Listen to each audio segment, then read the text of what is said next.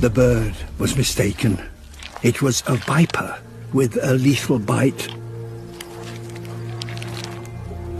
This species has only recently been discovered, and so far it has been found nowhere else but here.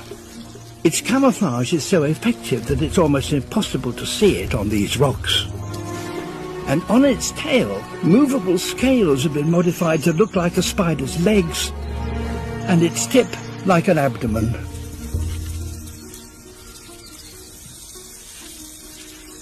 Migrating birds only appear in this barren desert during a few weeks of the year. This is the snake's only chance to eat for months.